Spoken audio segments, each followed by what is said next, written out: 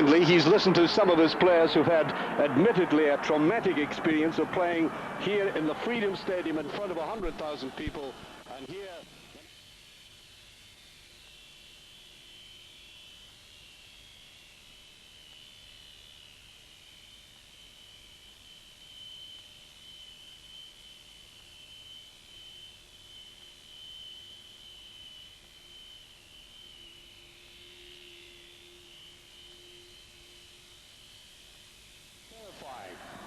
Here,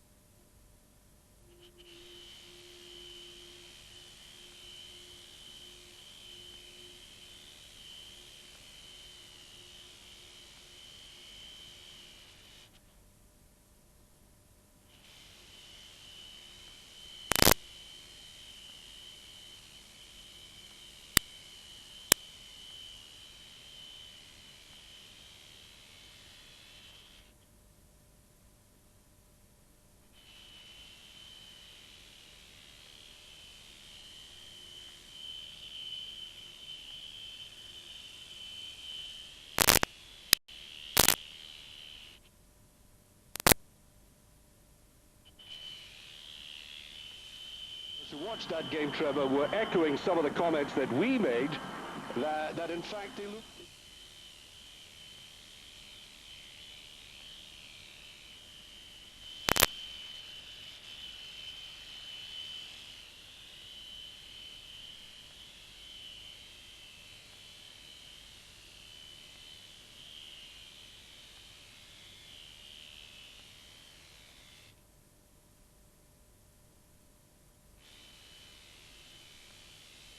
to this. Well, he certainly didn't have that sort of backing. I mean, the crowd there is obviously very, very firm.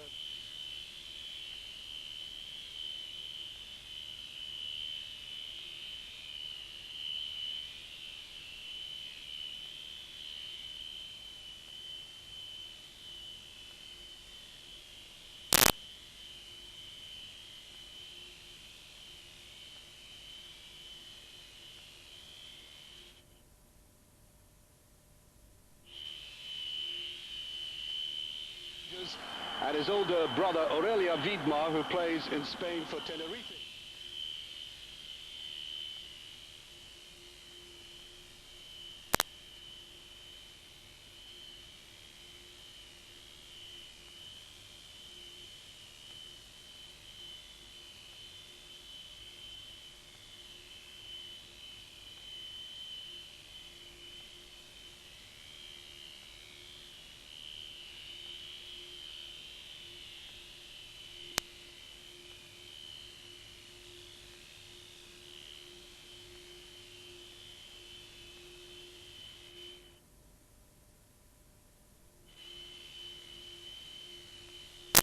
Rules for one and rules for others. Off we go, the white-shirted...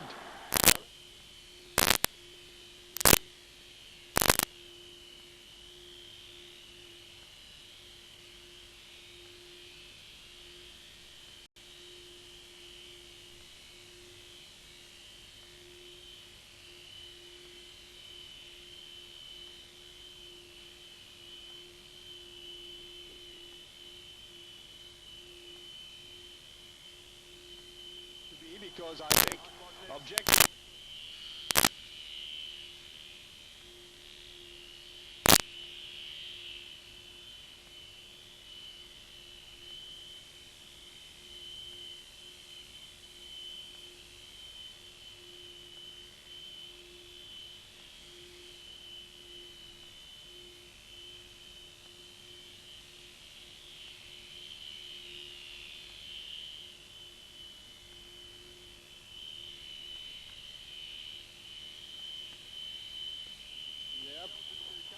I think he complained about...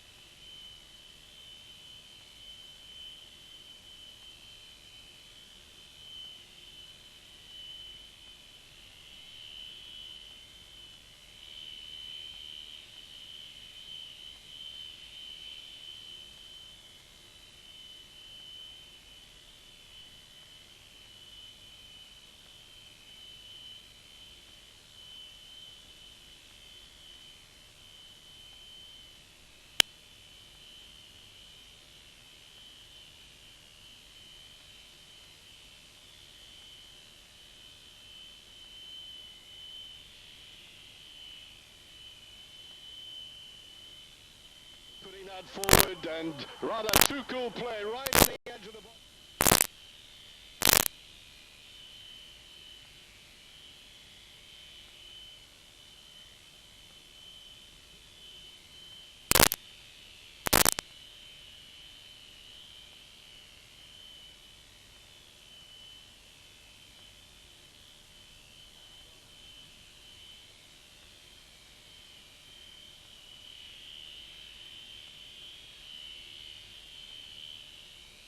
Forward as they possibly can in the early.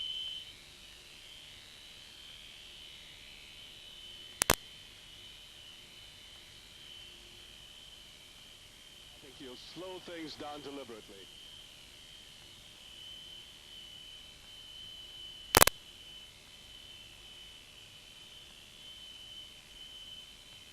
It's definitely a case.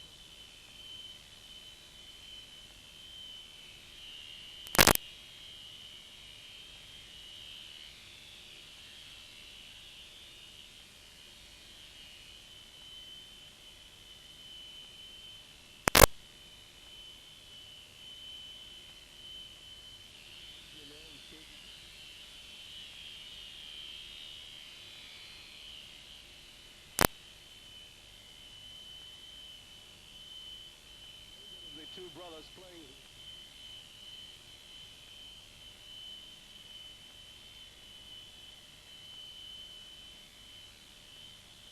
Well, the goalkeeper quite annoyed.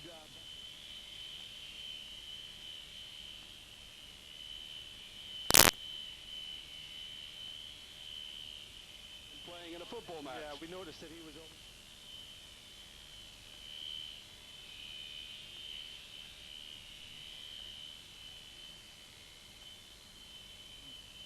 I would expect him.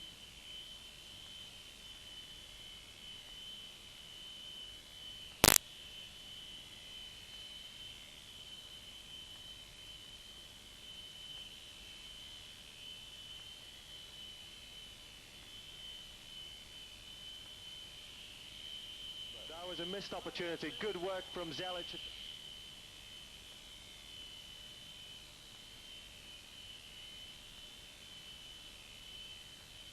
Problem in the Iranian goal. Well, remember,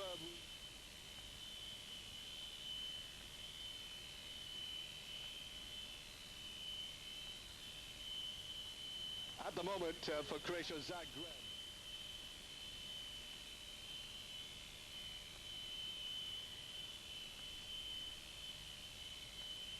Made very significant changes since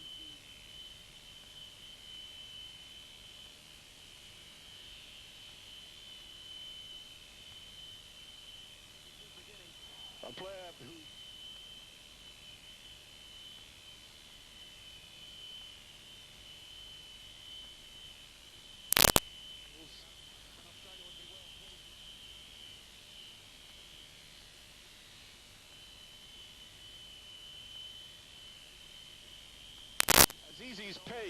is something they have to watch about.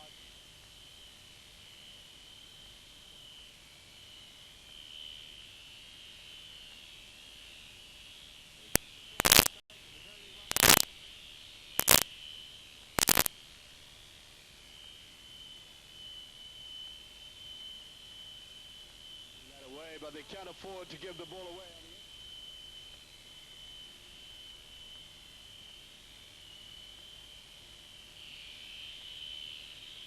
That they offered in the last game, Trevor. Nothing much more than...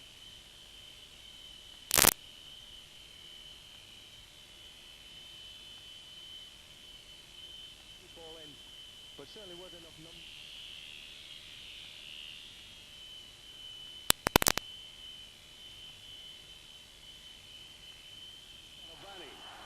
With an exceptionally...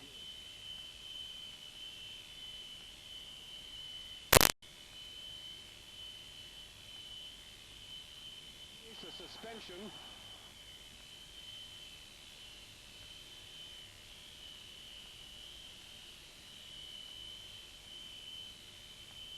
On the national side.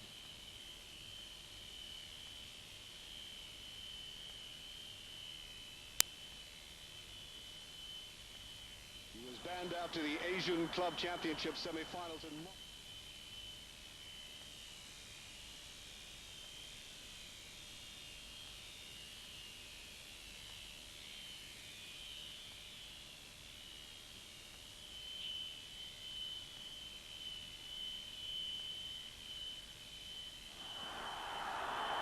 And there's a little deflection, I think.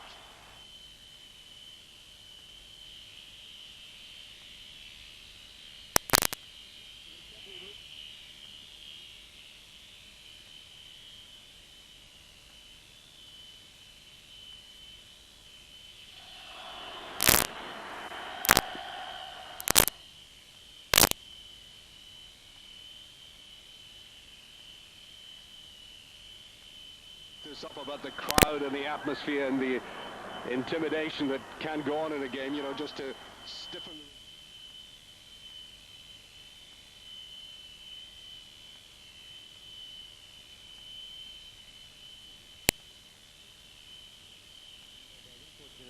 Exemplary. He's played 12 games and won 12 games, and you can't argue with those.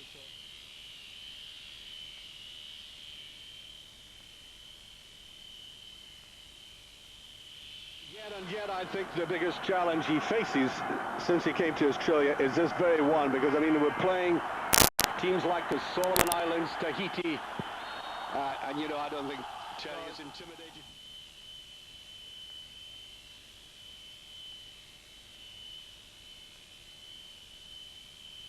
I don't think he'll be looking to win this game particularly today. I think he'll want to take the Iranians back to Sydney and hopefully at least have a draw in the bank. Well, there's Robbie Slater, whom you played against. He really is going up and down that line.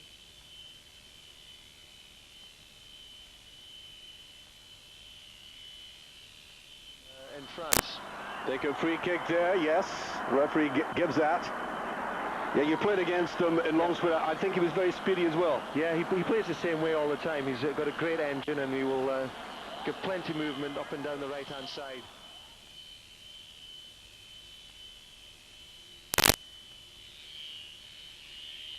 Aurelia Wiedmar. Remember the last one was taken by Baduka. There's our friend at the back here. The goalkeeper, Amadretza.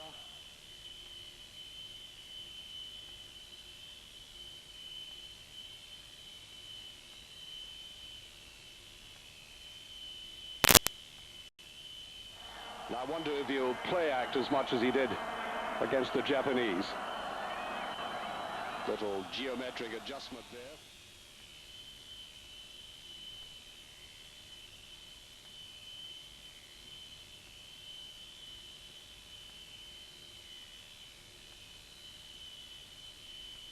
In the Champions League, and it comes to him again, and it all peters out. Let me emphasize that you are watching it.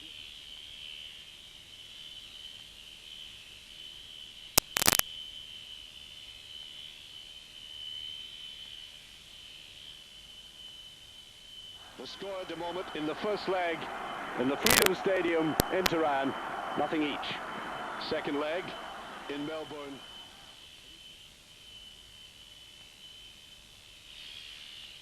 That's the players. Nazim Sababriza.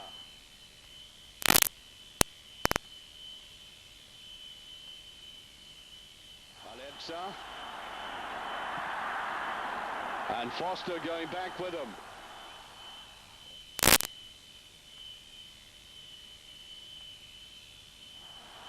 The top priority for a game like this.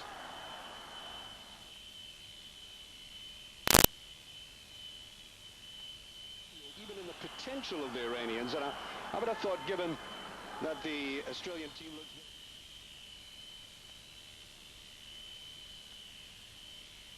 From the game against Japan, the Iranians looked very ordinary, and you know, for a game of such importance, you'd have thought that okay, they're not.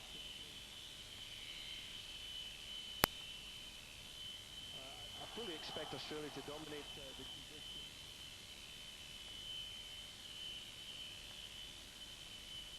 who sent that ball forward.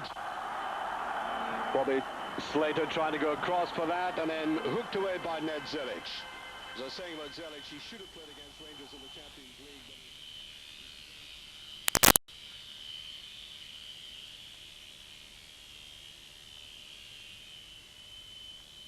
There towards the end of the season. It's a very strange character, Ned Zelic. He's I don't know him personally, but I've been told that he's very, very laid back, very relaxed, and sometimes he's so laid back that the coaches don't know how to deal with him.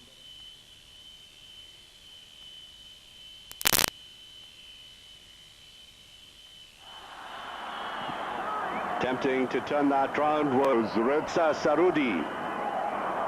Now Craig Moore, the other Glasgow Rangers player in this Australian side. Touched in there by Slater.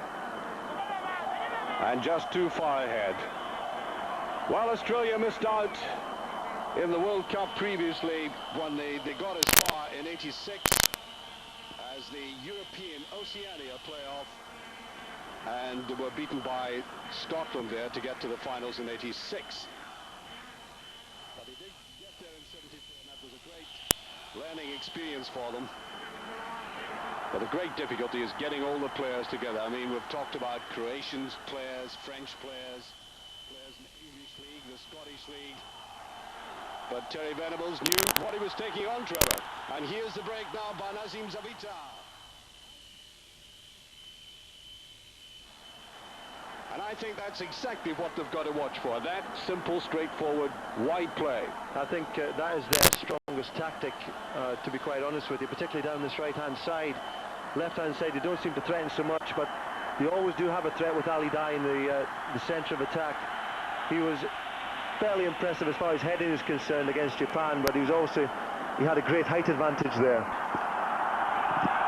Picked up cool. And that's Wiedmar. That's Aurelia Wiedmar taking it there. Aurelia Wiedmar playing his football in Tenerife, as I said, and again he's a man who's wandered throughout Europe.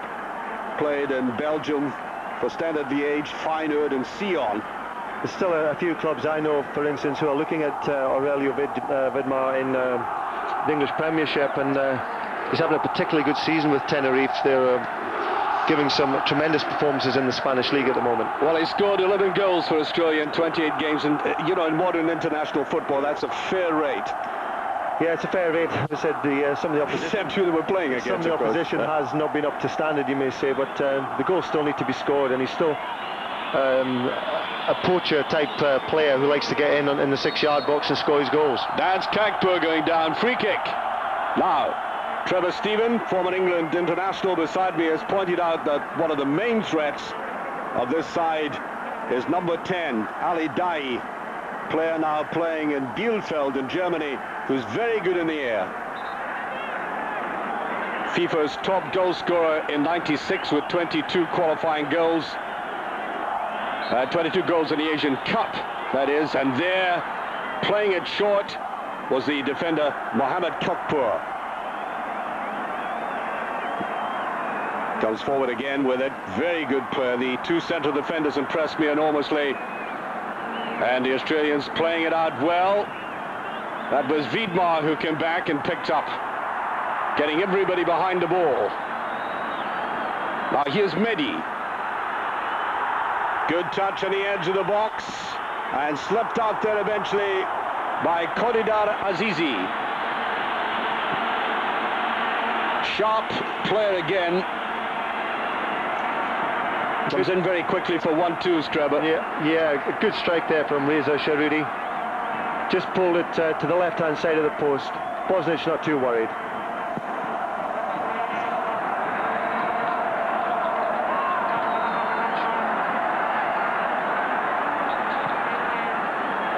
Australia playing long balls right down the right-hand side.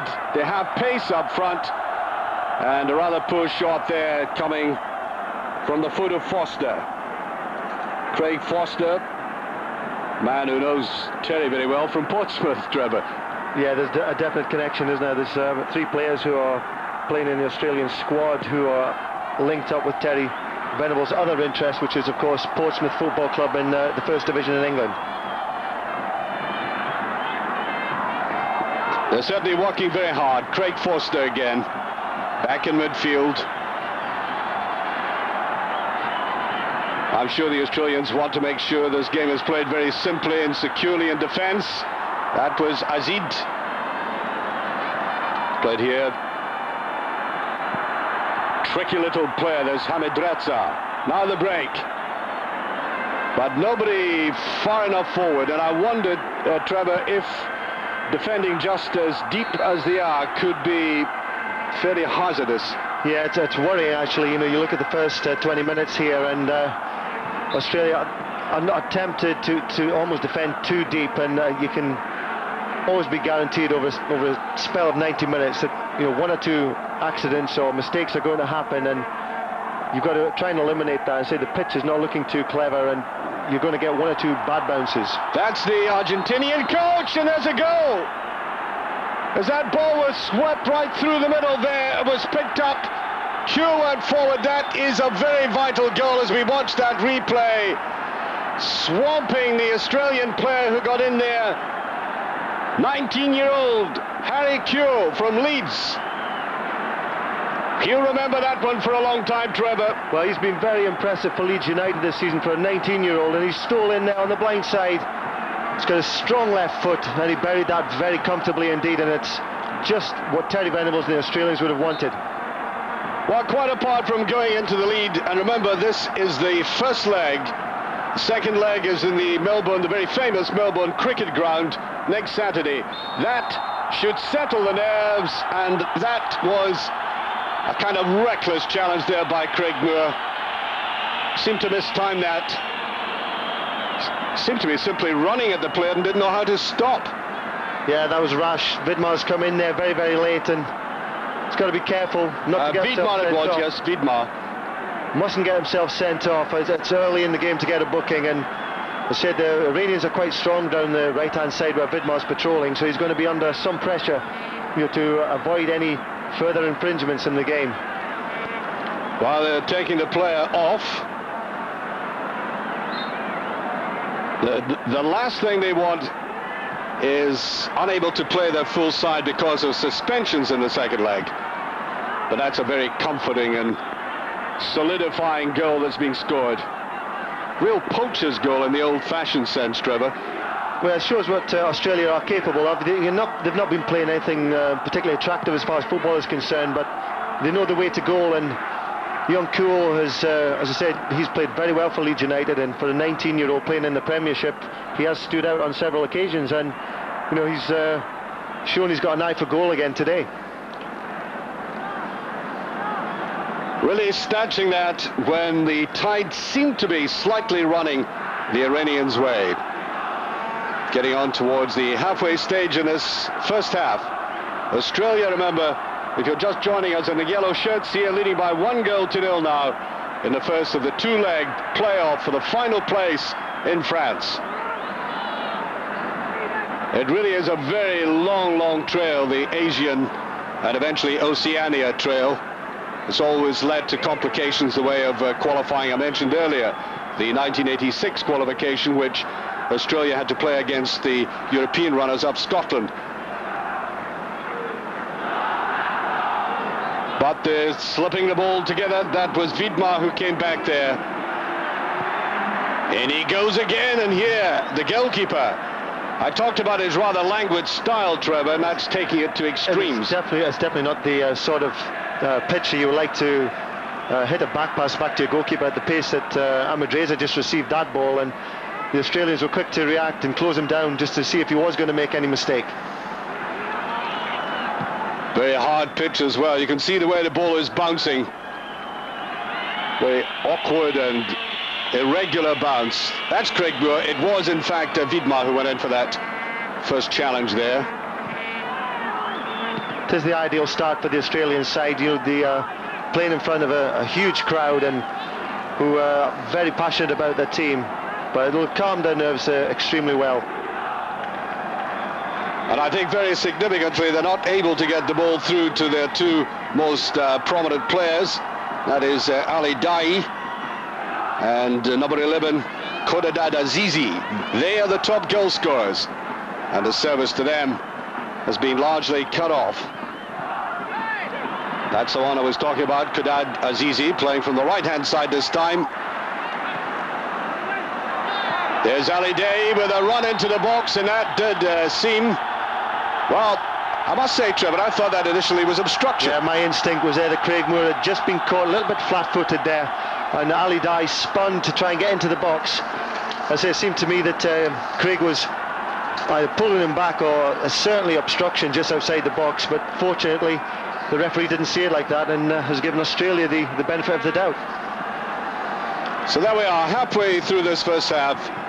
And at the moment, things are coming up roses for Terry Venables, and believe you me, he really does want to get into the big time again in the World Cup.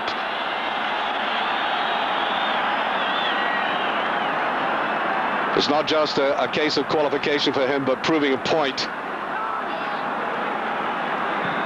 The team prepared in Dubai for this, and it was a logistical nightmare for all the players getting together for these playoffs.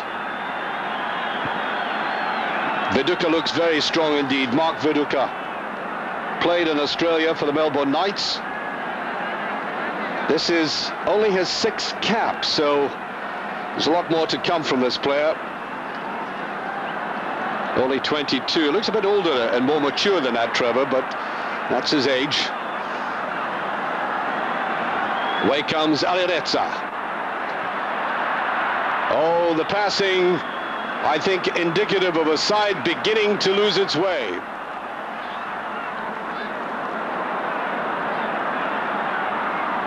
Well, that's a player I was talking about. He'd come back just a little bit deeper. Viduka there to pick that up. Now followed by Craig Moore this time. This is their top player, Ali Daei.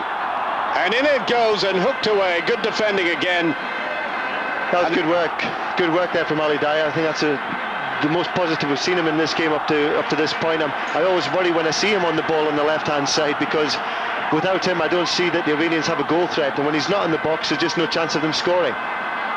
Very weak ball played inside by Mehdi. Viduka.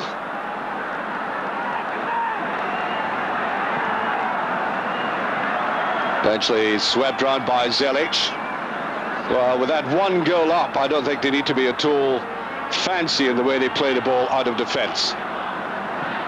Back comes Hamid Reza.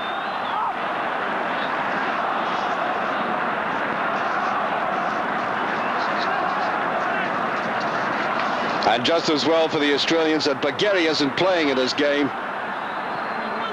Second top goal scorer. And of course playing in their own pitch the first leg. Just kept in. And there it goes. Ali Daei, great save by Bosnich. Wonderful instinctive save there, getting right down, and Ali Daei, annoyed he didn't put that away. Yeah, that was good stuff. Good stuff from Azizi on the right-hand side rather. A bubbly pitch, allowing him not to put the greatest of balls in, but Ali Daei read it well stole in at the front post and tremendous skill, just flicked the ball up and swivel volleyed it, and Bosnich was equal to it because he caught a hold of this pretty well. Wasn't waiting for it to come down, and Bosnich was quickly down to his right hand side and allowed Craig Moore to clear.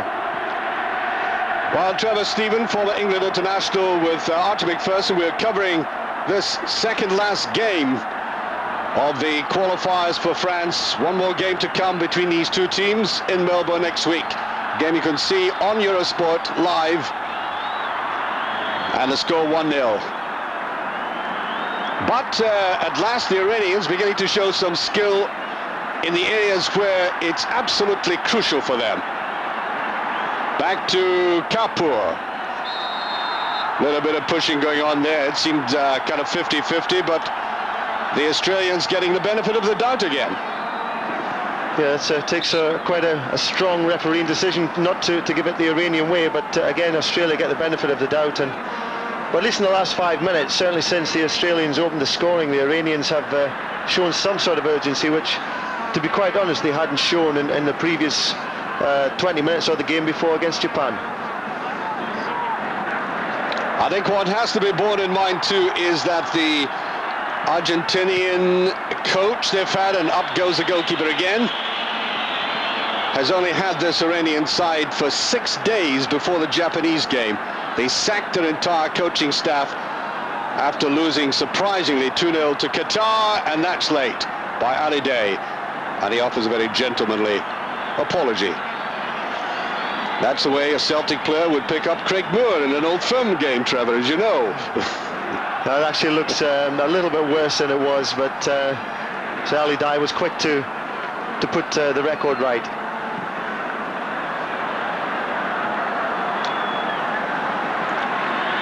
Trying to get Slater in operation, backed up by Foster. That's Robbie Slater.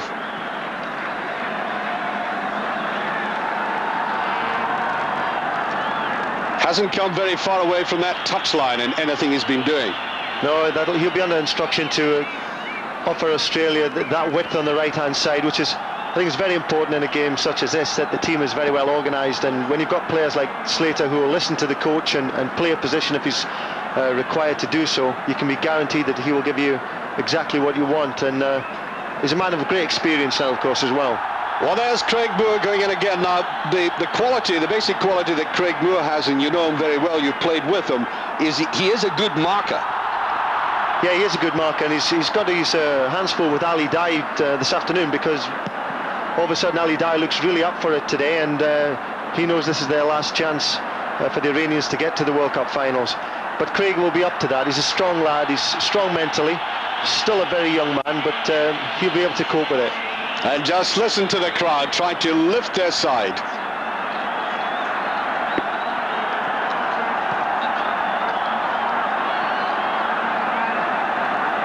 Must say they're still trying to build it from the back here. That was pushed forward by Peravani. You do worry slightly that the Iranians don't have any options as far as the style of play is concerned. This style that they're showing here tends to be typical of what they do, and the Australians are defending in numbers and defending well in zones, and not a lot of room for the Iranians to develop those sort of passing movements. And they don't have a player to match Ali Day in midfield. That's right. No real great playmaker. Yeah, they don't have somebody who's capable of putting their foot on the ball and bursting for 10 metres and beating a player and creating a bit of space for himself. And it all tends to be across the front of the Australians, and that's quite comfortable for them. That's Peravani. Australia picking that up well, all walking very hard. That was Aurelia Vidmar coming back in midfield. Played out here to Tony Vidmar, his brother, younger brother, and that's a free kick. I'll say the referee is playing calmly enough here. Maybe not just keeping up with the play as well as he ought to, but quite firm in his decisions. Foster got that, losing possession. Peravani, Hamadreza, again trying to find Ali Day.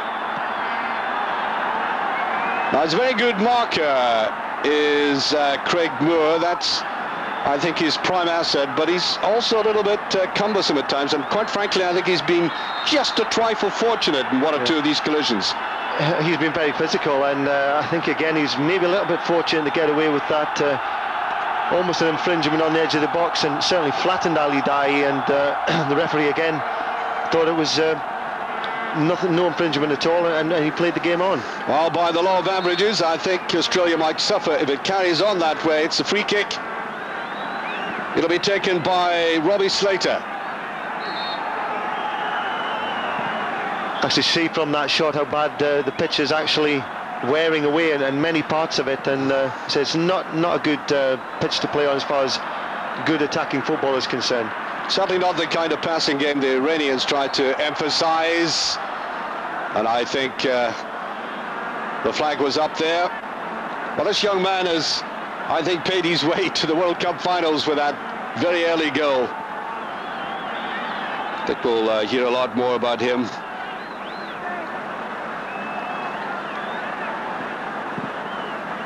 Mohamed Kakpour way to the side.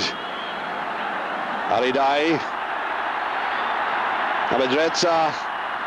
Ooh, that was very, very tight. You could see the Australian defensive wall was very flat. Almost beaten by the simple, straightforward wall pass there. Headed away by Peravani. And then Mehdi.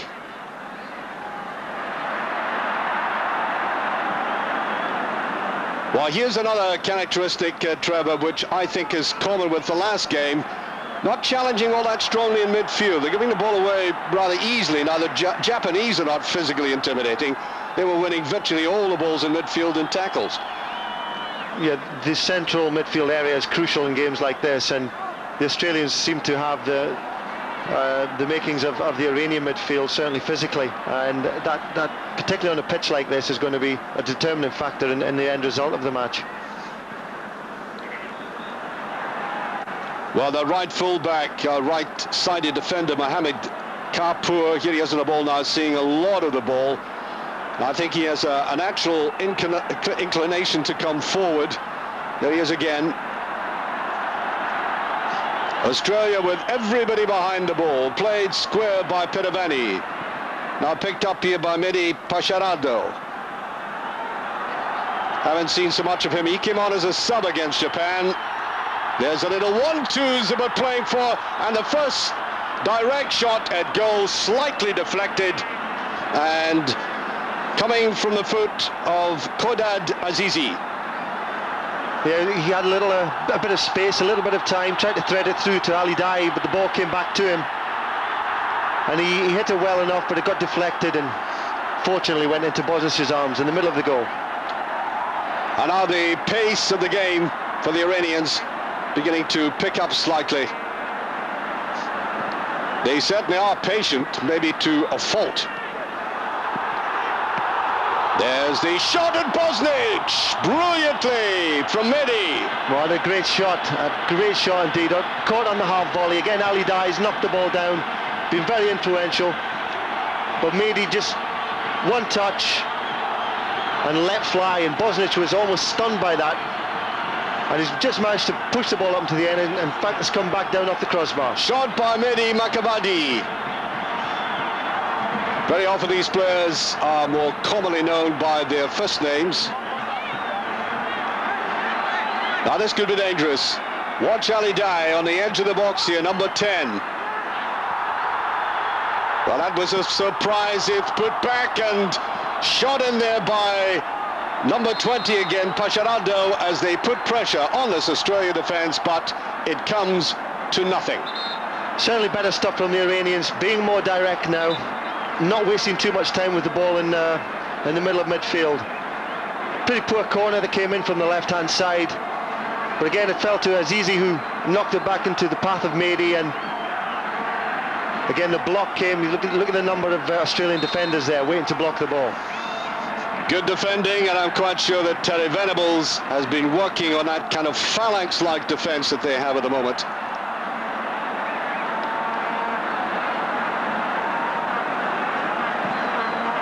Oh, I think if you were sitting on a bench beside Tenny Venables, I think he would be at least inwardly purring with contentment at the way this game is going so far.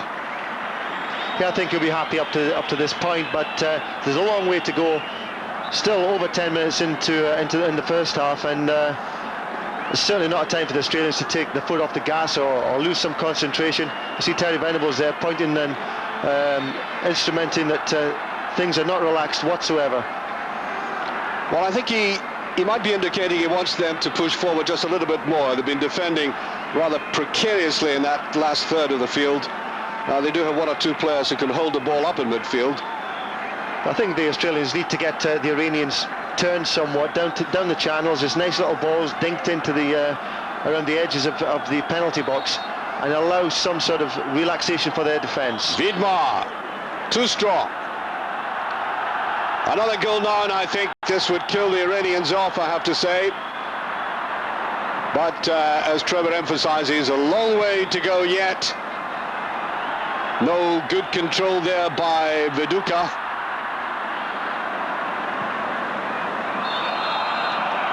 But down by Moore, and I think offside. Yes, there we are. Well, the Australians, I think we pointed out, had rather easy opposition. The Iranian 13 goals against the Solomon Islands. I'm sure Terry enjoyed that one. And then Tahiti, 7 goals in all against them. But in a return game with the Solomon Islands, they lost 2 goals. The whistle has gone. Crowd obviously didn't hear that, anticipating the equaliser. A little word between Steve Horvat and Mark Bosnich has been so far outstanding.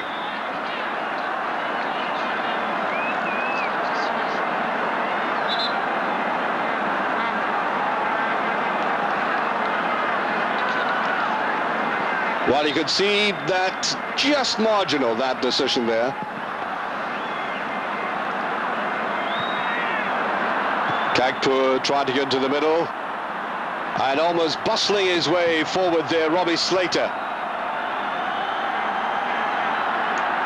Well, neither side of it all that many direct shots in goal.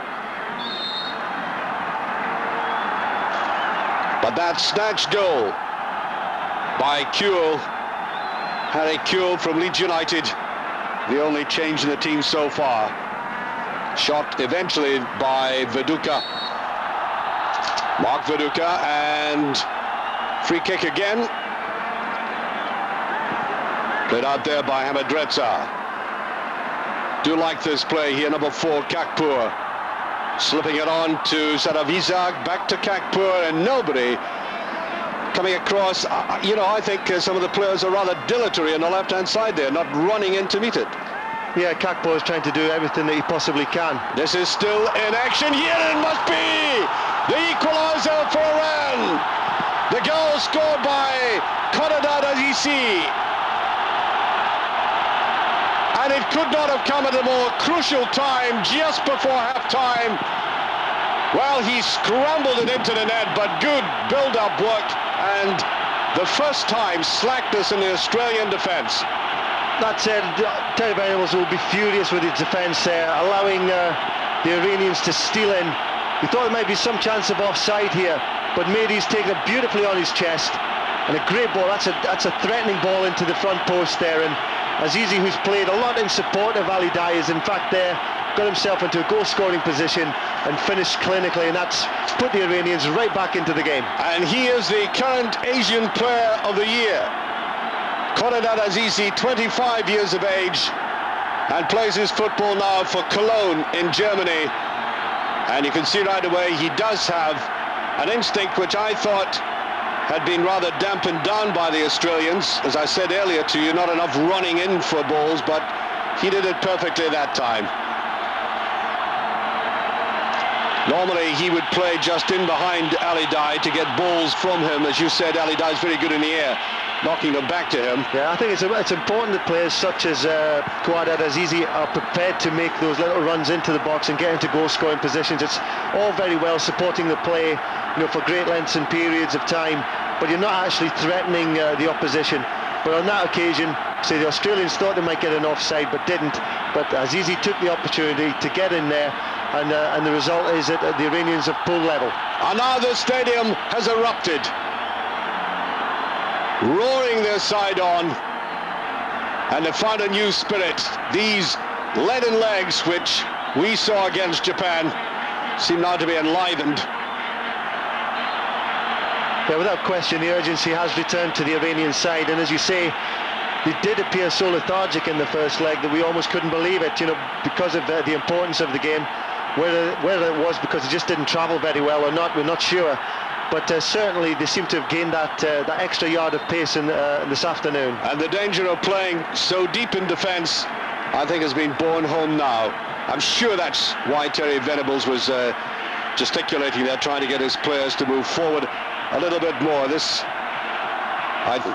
just slightly before half-time, relieves a bit of the pressure.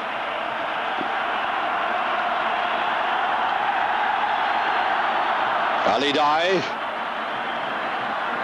very ambitious pass, and nobody running down the right-hand side. I think it's one of these situations that you get in football sometimes, that just because you defend in numbers, it doesn't mean to say that your defence is going to be totally secure.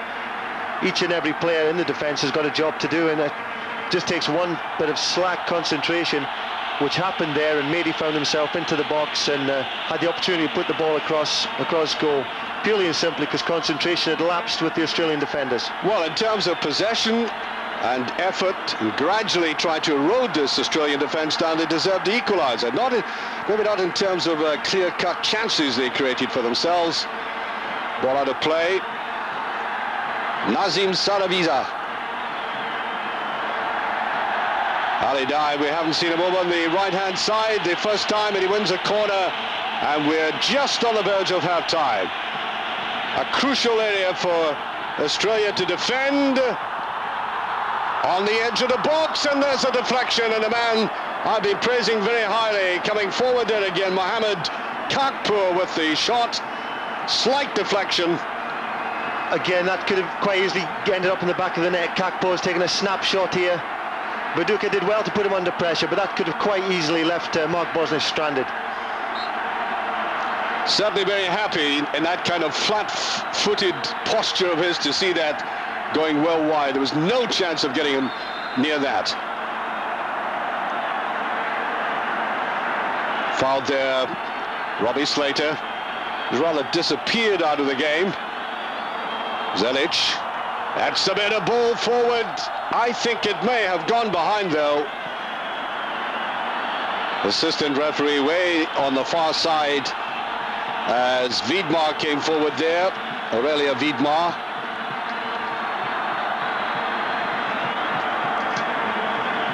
One of the Australians who went to Europe at the early age. He's 30 now. We went to Europe at a very early age.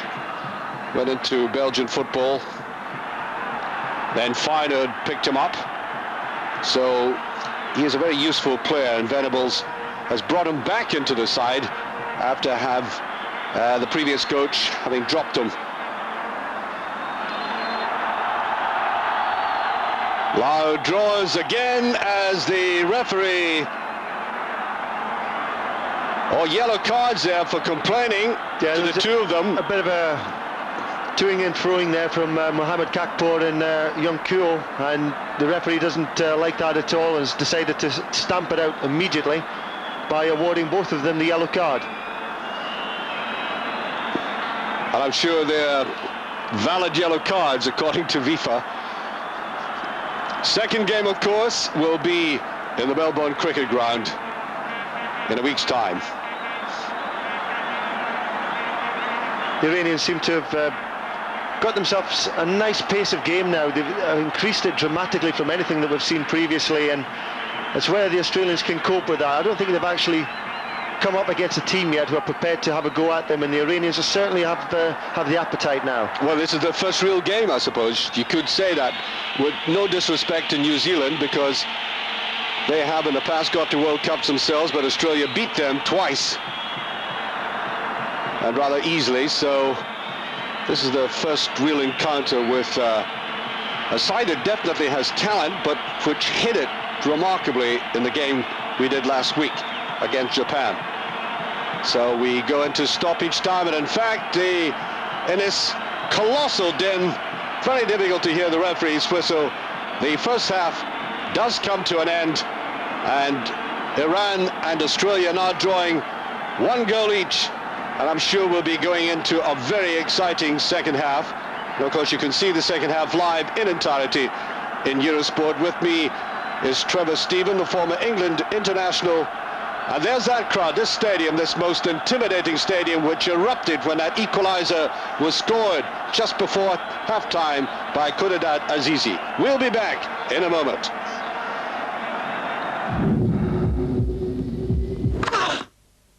Excuse me, think your regular razor shaves as well as his? 1 each, and there was the first Australian goal scored by 19-year-old Harry Kewell of Leeds United, sneaking in there as we saw a goal coming up. That was, I suppose, unexpected in terms of possession at that moment, but watch the way that Kewell sneaks in here, controls the ball beautifully, and that's a very cool finish by anybody's standards. And then just before half-time, the equaliser. The Asian Player of the Year slipping that in after excellent play by Mehdi Makavadi. The scorer coming forward there, Khudadat Azizi. So we're at half-time, and we're 1 game and a half away from the final qualifying process for France next summer. 1 each at half-time. We'll be back, of course, to cover the entire second half live. And it's a game that's turning out to be very absorbing. It looked at first as if Australia might well score that goal, sit back comfortably, but now the Iranians are strongly back in this game, and anything could happen in the second half. They desperately need a lead to take with them to the Melbourne Cricket Ground next week, a game that you'll see on Eurosport. Back in a moment. One each in the two-legged last qualifying tie. And the next game, of course, is in Australia next week. A crowd of 100,000 in the Freedom Stadium. And at one stage, it looked as if Australia were going to, if not canter away with this game, at least play very assuredly with a 1-goal lead. But the equaliser just before half-time makes the second half very interesting.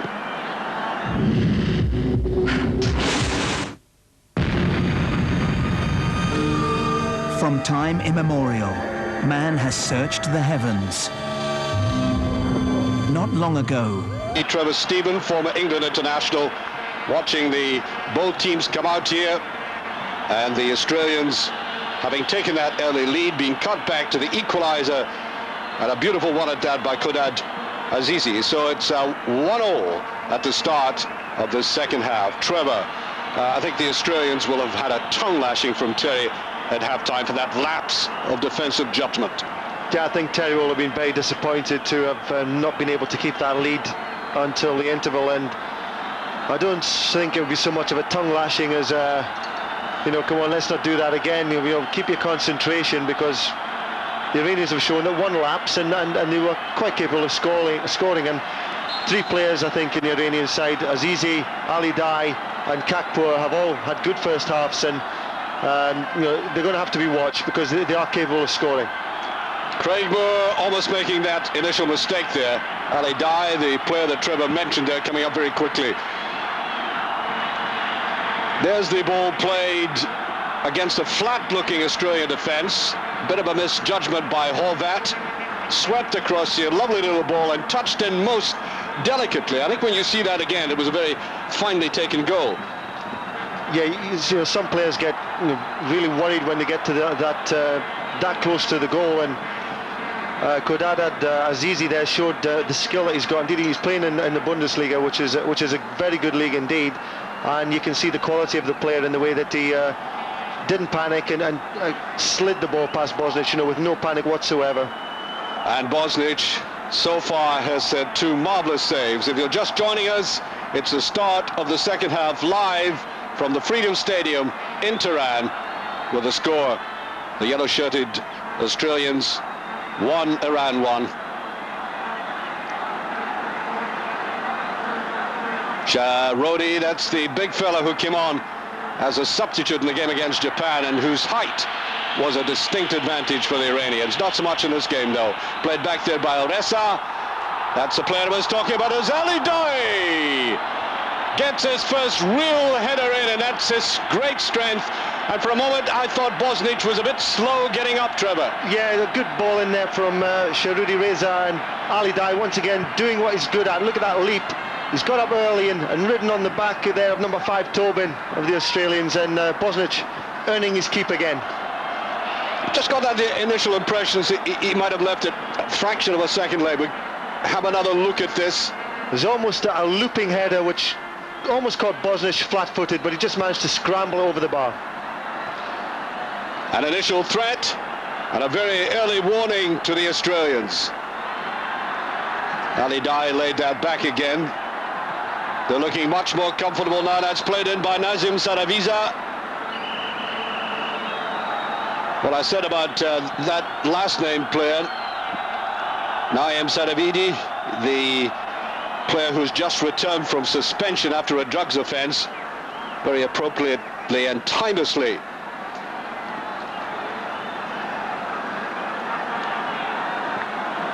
Goal scorer Azizi.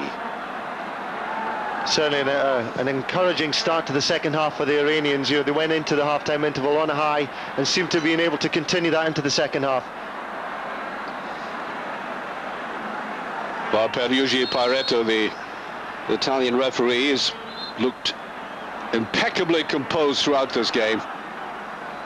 And I may say it's been a very fair game. There's been nothing in the game, I would say, that's been malicious or violent or anything like that. 1 or 2 bookings, but nothing more than that. Better run forward there. Header just touched back, and in came Vidmar from the left-hand side to try to finish that off. Was a bit of a deflection. Yeah, route 1 there from Ned Zelic has pulled the ball across to the far post, and there's Vidmar there on the back post, just knocking it back into a space, waiting for I think it was Horvat coming forward. Corner kick. An early goal now would be helpful to the Australians, and Amadressa in goal comes up. There's the pass forward they wanted, almost getting in behind the Australian defence.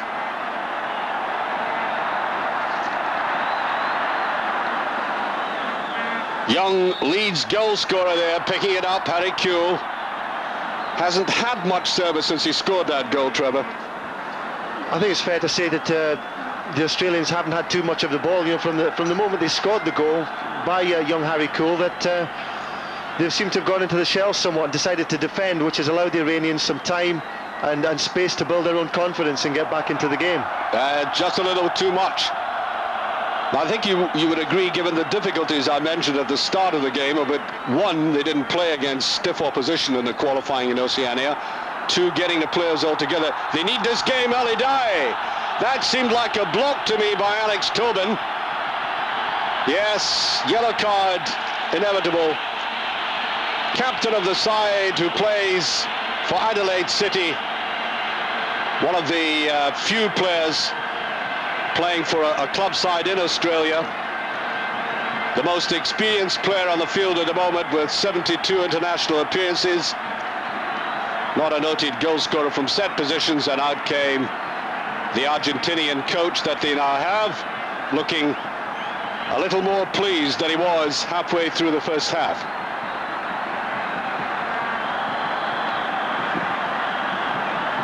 Reza Sharudi to take this. Just taking his time about it. They're looking for Ali Dai. Didn't get it up sufficiently high. And I would have thought, given that even all the predictable lobs into goal are being taken by Ali Dai, they should just persist with it. Yeah, he seems to have got the better of the central defenders of the Australian side at the moment. And there's Bosnich. Yeah, they should be encouraging that ball into the box as often and as early as they possibly can. Certainly if Ali Dai is not going to get a clean header on the ball, then he's going to at least be able to head the ball down into threatening areas for his teammates to come into those spaces he's created. Well, Mark Bosnich, I think, is going to turn out to be a very vital player in this match. That's better play by Australia, getting players forward. And that's just beyond Robbie Slater. Has to cut back for it. Certainly digs in very hard. That's a better ball across, though. Really cornered down there, and nobody coming across to give him any support. There's that eccentric goalkeeper. Even the Iranians accept his eccentric. Disappointing ending there as Zelic dabbed that forward. Hamidreza. That's a better ball to Ali Dai. It's a 1-against-1 this time. And I think the very presence of Moore and Tobin put him off there, but he did look threatening. Yeah, they just did enough to put Ali Dai off. Craig Moore was wanting to show him down on outside there, but Ali Dai's done enough to come inside, but has not moved the ball far enough away from his own feet to get a clear shot on goal.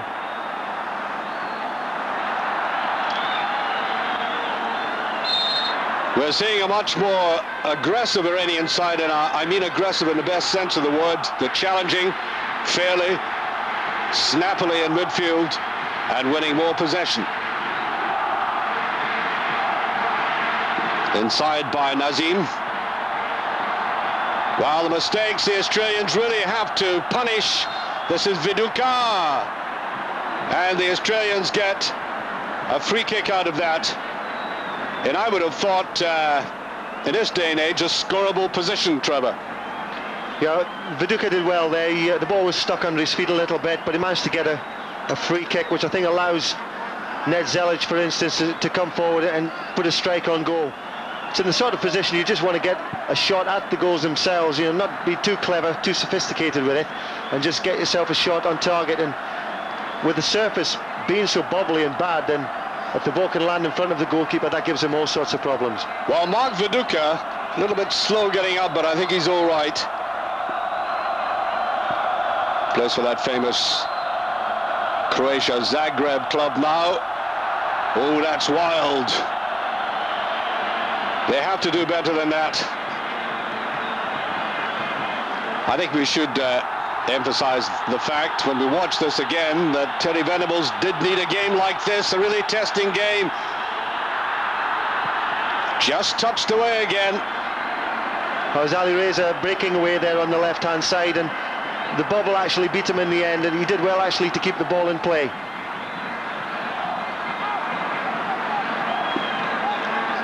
Robbie Slater defending, but I think Australia were just a little bit more creative coming out of defence in the first half. Hamidreza putting it inside, Ali Dai. No support there, and stabbed away eventually by Tobin. This is a bad period for the Australians. They really are under pressure. Nazim brought down, free kick. It's a major test now for the Australian team, because this is the first time that they've really been under pressure in any of their qualifying games, and with this 100,000 crowd and the Iranians now starting to get their act together, it's quite a test for them. What a transformation from the way Australia played in the first half, where they're not entirely dominating, they were playing well within themselves, greatly at ease, and another wasted free kick there, headed away eventually by Horvat. And at the back, almost strolling through the game, a little too languidly there, was Mohamed Peravani. Well, they have played very well together. Numbers 4 and 5 there, Kapur and Peravani, especially in the game against Japan. They held the tidal waves of Japanese attacks. but with the pressure not sustained on them, they might just be caught out because of their attitude, which is very casual. That's a decent ball, but I think it should have been dealt with better there by Vidmar. Too near the post, that back header, Trevor, at which you yourself a fairly dab hand. I don't remember that at all, Archie. No, that Zelic has picked out Vidmar on the far post there to try and get the ball knocked back across goal. And he was never in a position to threaten the goal and should have indeed put it into his own forwards. Very optimistic to try and get an effort on goal from where he was. Just about 12 minutes into the second half, and the game balanced, as I think they are preparing for a couple of substitutions, the Australians. Might come on in the next 5 minutes or so. Bit more penetrating running that time. Alaretsa picked it up.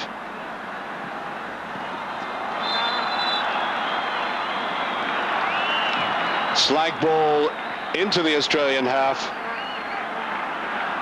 Literally no fluency whatsoever from the Australians at the moment. I think there's a bit of bureaucratic confusion going on here about who it is who's going on the field. Talking to the FIFA officials at the edge there, they wish to make 2 substitutions.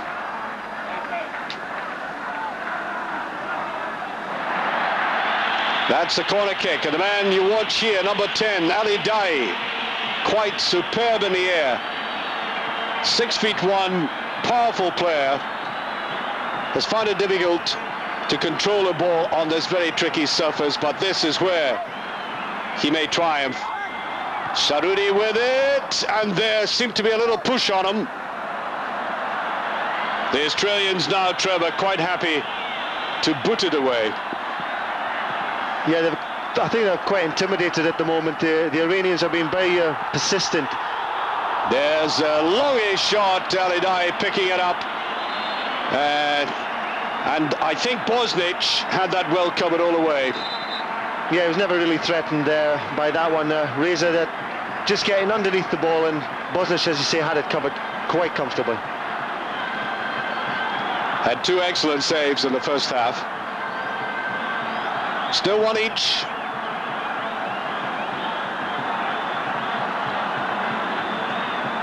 And the sort of thing we certainly didn't see. Now, here we have coming onto the field Stan Lazaridis, who has been off for 3 weeks, and Ernest Tapai. Lazaridis' fitness for 90 minutes was very suspect. So now he comes on after just about 14 minutes of the second half.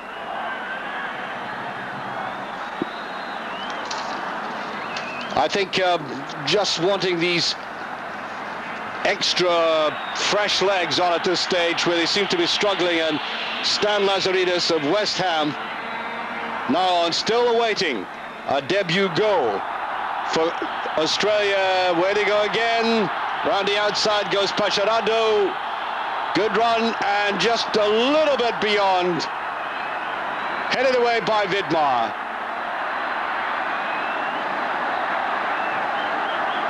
Keeping the pressure up, touched inside by Pacharado. Now Alaretsa, offside I think. And the Australians delighted to hear that whistle. Certainly Terry Venables is not happy with what he's seeing on the pitch at the moment, and decided to make the double substitution. And really there's a lot of chaos reigning at the moment in the Australian side, and they need to stand up and be counted. A few of them to stand up and take control of the situations that are around them. And for the moment, I just don't see who's going to be able to do that. And hopefully, I think Terry Venables will think that maybe 1 or 2 of the players that have come on there, Tapai and Lazaridis, can start to influence the game, because up to this point, there's nobody standing out for the Australian side. Well, the transformation, they've almost replaced each other in the way they've been playing. We're getting a much more aggressive, contentious side from Iran now, especially in midfield, where they're winning a lot of the ball.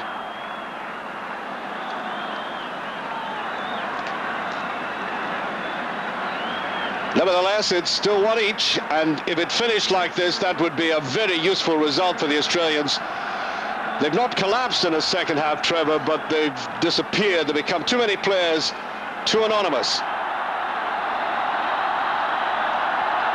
Ajradi fighting hard for that. That's the difference in the attitude. Whereas the game last week we did against Japan, it was the Japanese who made all the running, all the aggression. And that was a very forlorn effort, that, Trevor. Here's the race. Ali Dai goes in. Yeah, I think the quality of some of the Australian passing has left a lot to be desired. And again, the pitch is very, very poor. But in this instance, you play a percentage ball, and a lot of this stuff has been over-adventurous. And certainly the last ball through there was at least 30 or 40 metres off its target. Almost 17 minutes played in the second half. Flag is up. Just making off a little bit too soon that time. That's Viduka caught offside. There's Craig Moore going across here. I think Craig knows he's been in the game already. Ali Dai's not stopped running and posing him problems, and he's certainly a very mobile man for somebody who's over 6 foot tall. Played here to Reza Sharudi. Does manage to get it in, and Dai slipping.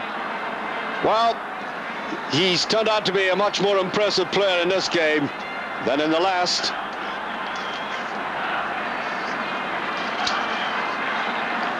Ali Dai, 28 years of age, now with Arminia Bielefeld in Germany. He had a fallout with the previous coach, and there was no doubt as to who was going to win the dressing room battle. The coach was sacked. Something of a legend in Iran, this man.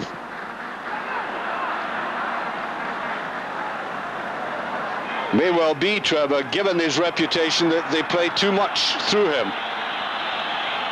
Well, I think he's proved this afternoon that he is a quality player, and here he is again, holding the ball up nicely and switching the play.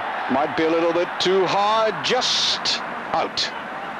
But he does seem to offer the direct route to goal for the Iranians, and it is sometimes easy just to take that option, but he has been effective, so there's no reason for the Iranians to stop using him. Played very quickly by Ahmad Reza. I think the Iranians nevertheless need a lead to take with them to Australia. Yeah, I think so. If the Australians were to leave Tehran with this result intact, I think they would consider it a good job. Mehmed Akadi. Played again to Khaled Azizi. Tried to push that forward. Little bit of a combined play there by the Iranians, who are looking increasingly threatening. No chances taken there from Alex Tobin. He realises the treachery of the pitch and decided just to clear his lines and defend the corner. Well, some of the corner kicks have been rather disappointing, given that they've had an outstanding header of the ball in the box.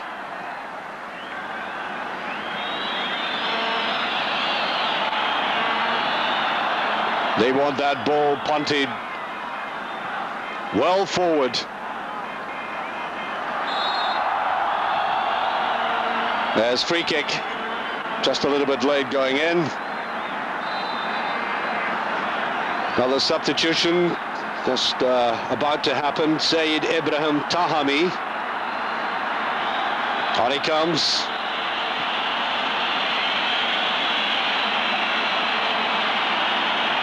Tahami on. Ali Reza has now got off.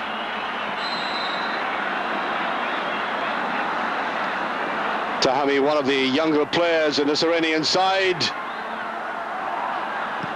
Ali Dai, well tackled that time. That was Horvat who got back to him. Almost halfway through the second half. That's the new Argentinian coach who's there. He's been in and out of the dugout. You feel this man, as he did against Japan, can score a goal out of nothing. That's right, he only had the one chance against Japan and he took it, and he's shown that he's quite capable of getting himself into scoring situations again this afternoon. Bosnich should look after that and does. Clean handling. Can't really fault that man in this performance. I think even though they're playing as if they've lost their way in midfield, the defense has been fairly secure, we have to say that. In fact, just a little bit too secure. They've been put under pressure, but you know, they withstood the onslaught so far. Yeah, nothing's really changed for the Australians, still defending in numbers, and I find it difficult to get any sort of possession whatsoever. Well, we said the goalkeeper was eccentric. Well, Trevor, if you were a coach, what would you have to say about that? That is amazing at this stage. But as long as it comes off, there's no problem, but the longer the goalkeeper holds on to it, the more dangerous it becomes. There's McAdie, and I think... No, the flag stayed down on the far side there. I thought that might be offside.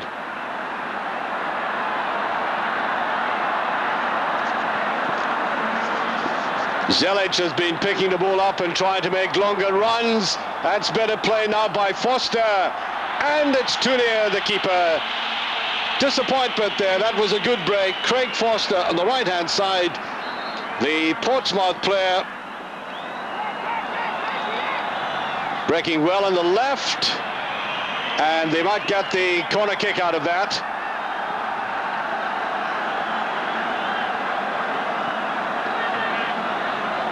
Assistant coach going out there, adding his tuppence worth. That was Stan Lazaridis attacking down that left-hand side.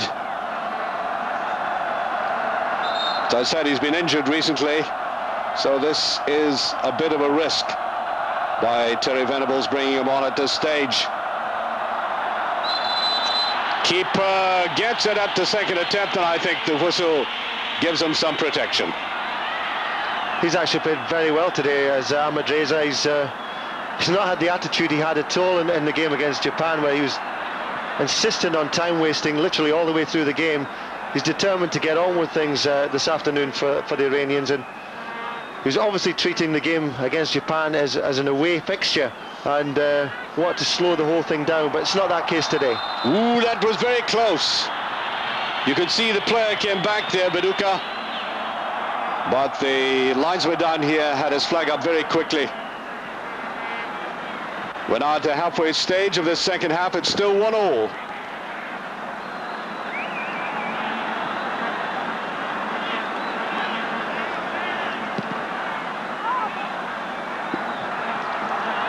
And the Australians simply trying to snatch a goal in a breakaway. That's fairly obvious.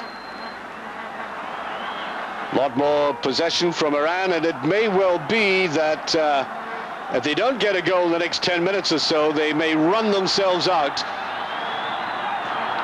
Kapoor with it, and Tunia Bosnich again. Just a little bit too obvious and predictable in the last 5 minutes, say, Trevor, this side.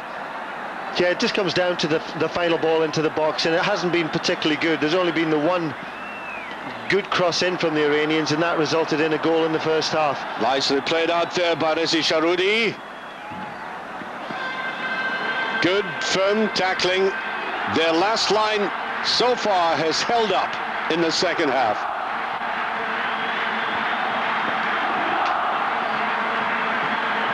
And if they can snuff out that kind of pass, that on the far side was Hamid Dressa trying to swing it in. Beautiful play by Macrobi. Up goes Ali Daei. Well marked that time. Craig Moore came across very quickly. And it may well be, Trevor, as I said there, they're running. Well, the legs won't stop running, but they may be running out of ideas. They're just beginning to hurry the final ball into the box, and that's just purely simply because time's running out for them, and they just need to put the foot on it and just get a better quality ball into the box.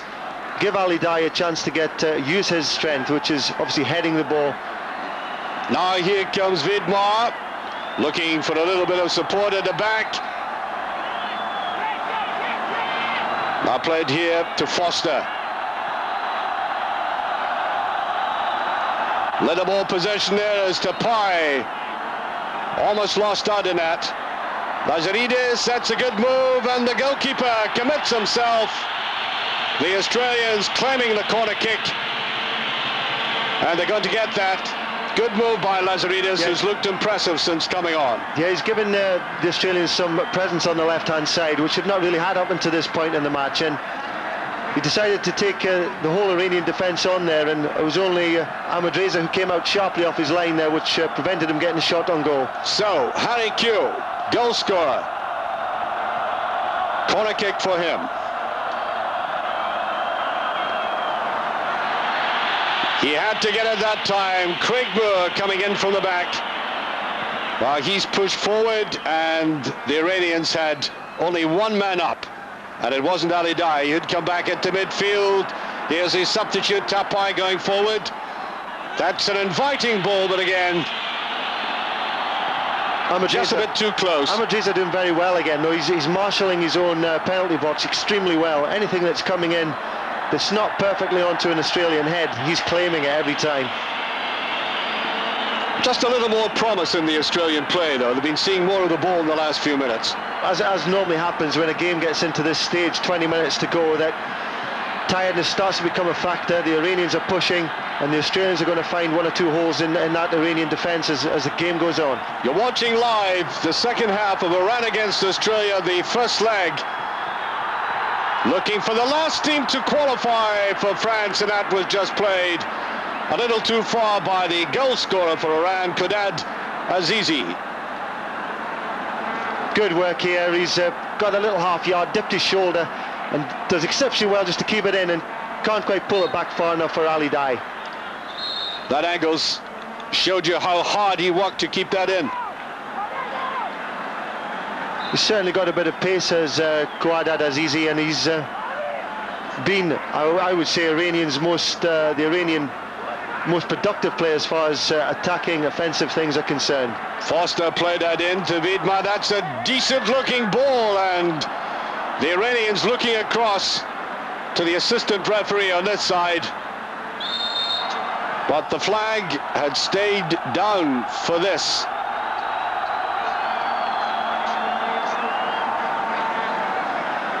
So that was a chance. Yeah, definitely a good ball in from Zelic, and Viduka just misread it, I think, and just got under the ball. More substitutions coming up, I think. Looks to me like Fahad Majaji Kali. He's been warming up.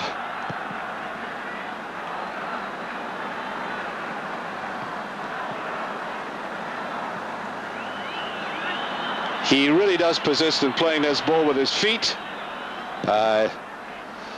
That's a better judgment that time.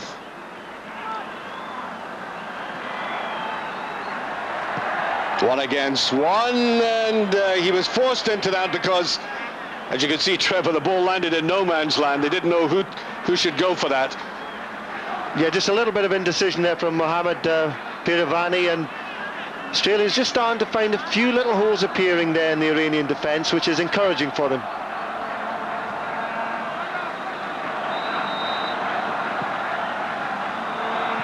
Swept in, and too much in that.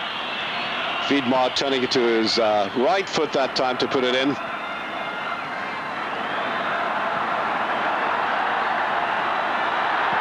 Ali Dai looks, well, he's shaped up to that. I think he's perfectly prepared now to Trevor to pick the ball up a little bit deeper and go forward himself. Yeah, it came from the direct route from the goalkeeper. Ali Dai ends up with it, and I mean, you don't need any other players in your team at the moment. Your goalkeeper's literally passing it straight to the centre forward.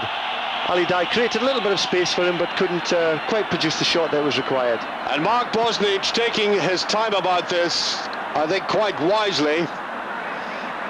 He mustn't overdo it, of course, and we are getting that substitution. Number 19, Fayad Miadad Kalai comes on. Majidi also his middle name. And Mehdi Pajaragia has gone off.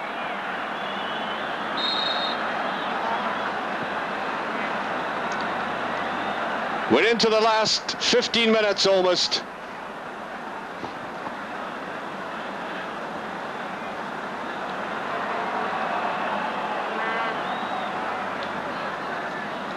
And the Australians want to hold the ball up like that. That was Foster, but the danger flooding forward now. Ball picked up by Ahmed Reza.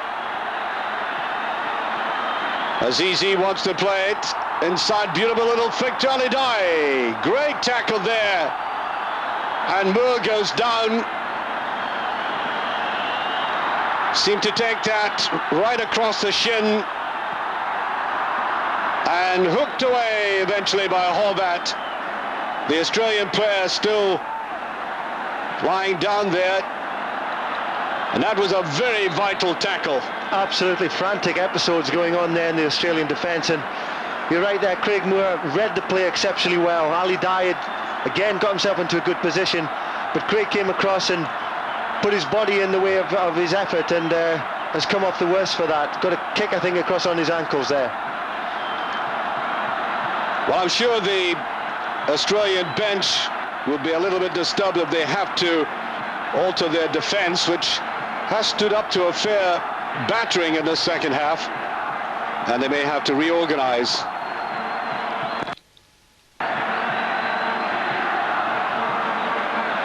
Picked up this very thoughtful player, Mohamed Kapoor.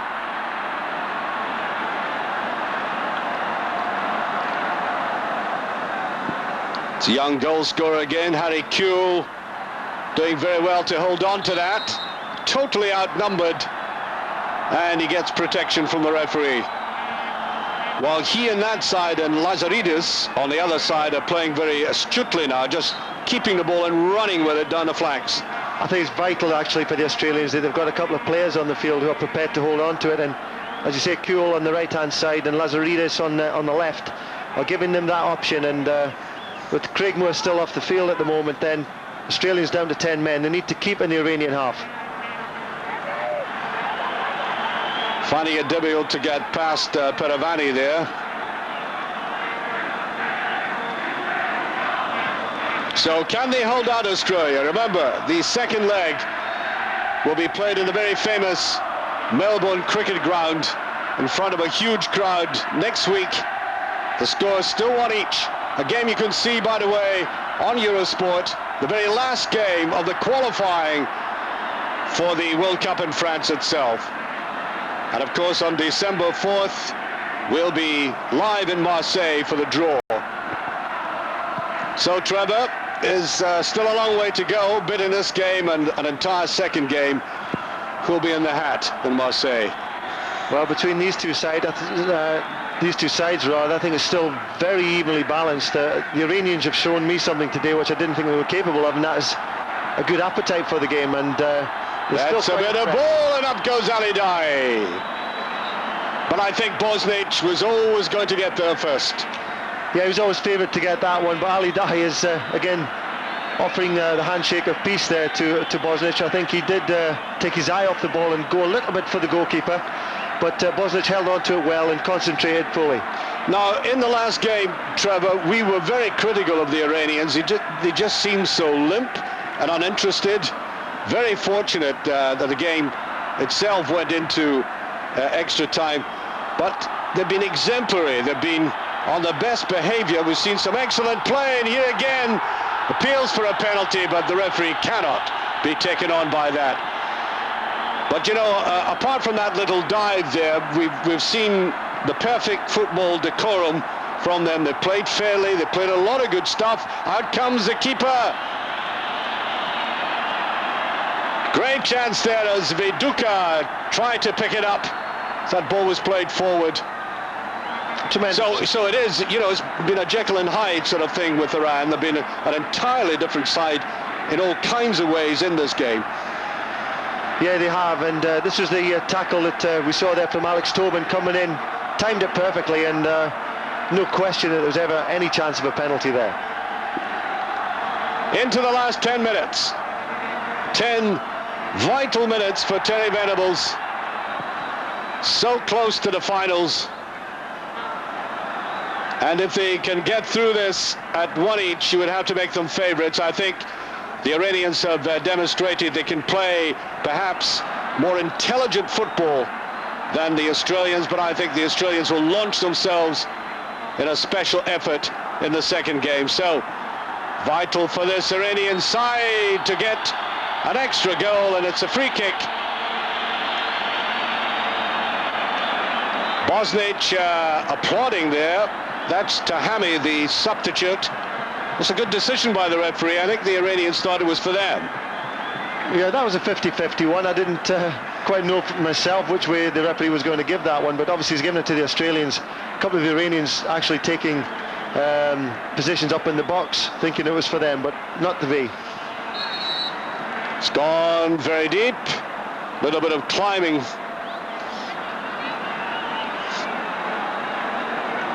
Been a great experience for some of the younger Australian players, and I suppose also for the experienced ones. At least they're playing in a very competitive game, getting together for the first time in a long while. That's a nice hit and run into the box again. That was the substitute. Tapai got forward. He's looked very useful. He's got pace, and so is Lazaridis. Here he goes again.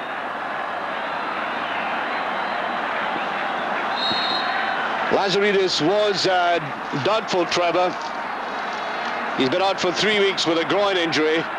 Only came back through training this week. Yeah, he certainly seems to offer a threat down that left-hand side, and it was only the pitch indeed that beat him there from advancing down the field.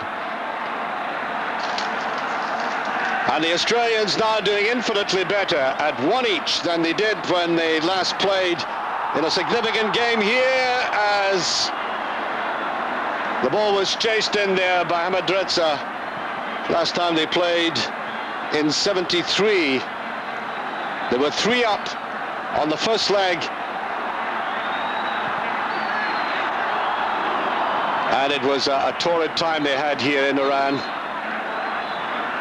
But now they look as if they might, and this, I'm sure Terry Venables wouldn't like any commentator to say it, it might be tempting Providence. They look as if they weathered it. I think they've got over the worst, but you know, with still time to play, they need to be really careful and diligent about their jobs. And we did say that should the Australians walk away with a 1-1 draw, then I think it's a good result for them, and they'll definitely be favourites. So I can't see that the Iranians can maintain this form away from home. Certainly what will be an intimidating crowd, or a pro-Australian crowd in Melbourne. That looked like a gentle push there. Sure, the referee saw it. Yes, he did. Ali Dai fouled with about 7 minutes remaining. But this is major danger for the Australians. We haven't seen too good of free kicks from the Iranians, or indeed the Australians up to this point in the game, but this certainly gives the Iranians a great chance to score a goal. Mark Bosnich just adjusting that defensive lineup here. They haven't really been impressive in the set positions though, Trevor. No, free kicks, dead ball situations have been very poor, but it only takes one attempt, you know, at this stage of the game to be decisive. And it could be Ali Dai with it. Top goal scorer in FIFA competitions last year. And also looking at it is Reza Sharudi. And the referee has flourished a yellow card in that group of players there. Ali Dai with it. Didn't quite get hold of it properly. That was unlucky because he got a good deal of curve and swerve on the ball there, but unusually with his right foot, because he's been predominantly left-footed in this match, but just a fraction too much on it. He had to hit it hard enough to beat Bosnich, but in doing that he's cleared the bar with it. So little time remaining. Australia hanging on, still 1 each. You're watching live from the Freedom Stadium in Tehran, the first of the 2-legged final qualification tie. The game next week on Eurosport from Melbourne in Australia. Can they hold out?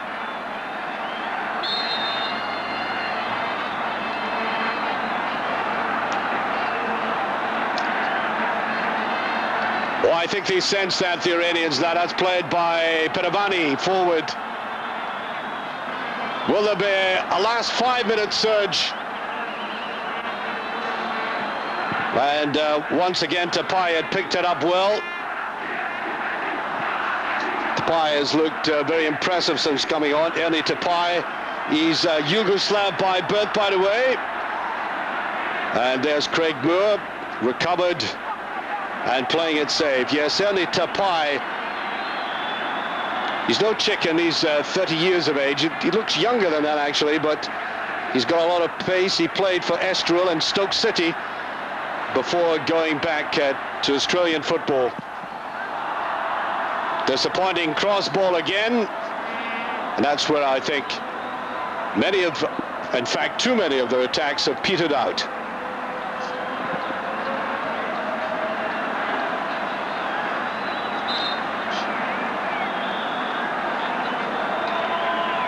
Less than 5 minutes left.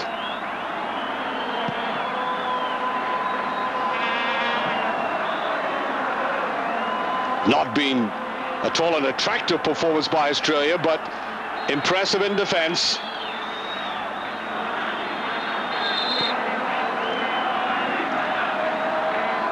Played there by Koradazi. Baravani. Makavadi, that's a bit of ball inside. Can it be cut back? And again, good defending. They have really closed the ranks brilliantly there, and at that time was Steve Horvat. Good defending there from the Australians. It's Nazim who's made this great little run there into the box, but good defending by Horvat. Right away there, and they're just off. Again, Horvat again coming in and standing there. Now remember, he plays at a very decent level of football for Hajduk Split. So he's got great experience.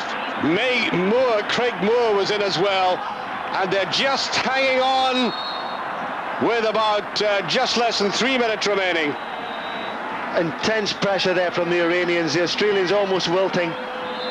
Luckily enough, they had enough bodies to stop the shot coming in there from Hamid Reza. And indeed, Craig Moore just managed to clear with a header before the Iranian attack got on top of him. But they're still pressing for this goal that's going to give them an advantage to take to Melbourne. And 19-year-old Harry Kewell coming here to the sidelines, being substituted.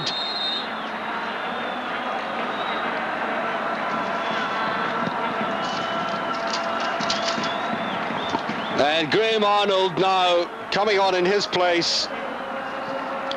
Graham Arnold, as I said, is the top goal scorer for the Australian side. And on he comes in the last couple of minutes of the game. An experienced player, Arnold. He's 32 years of age. He's played around in Europe as well, so he's got he's come through some very hard teams, hard times. He's played for Roda in Holland, Charleroi in Belgium, and Breda. 55 caps, 19 goals. That's not a bad record, but obviously considered by Terry to be one of the veterans of the side, only to be brought on maybe sparingly.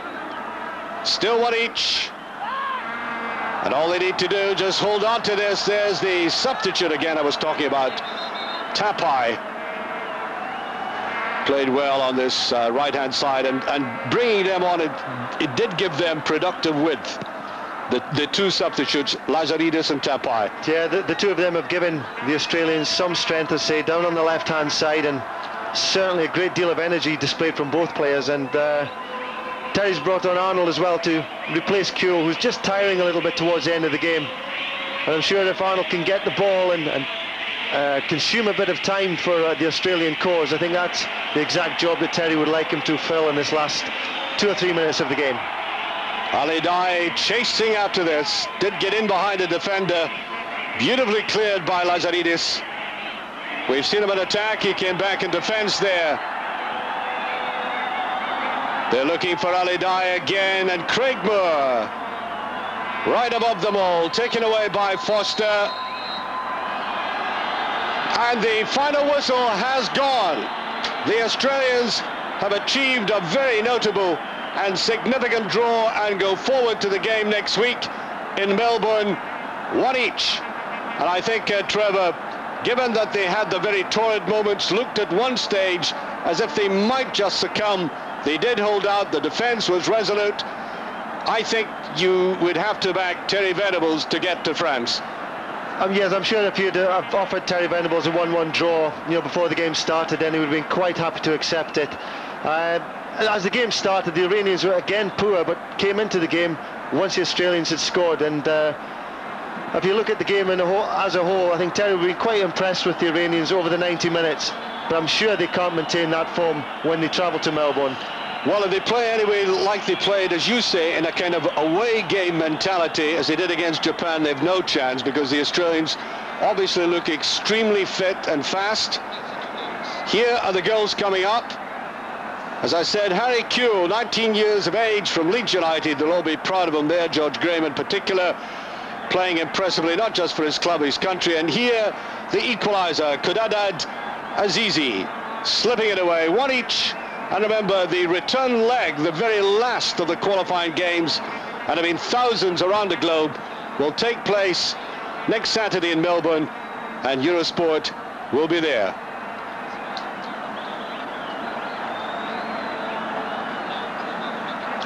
So here we have the World Cup coming up for you, football on Eurosport.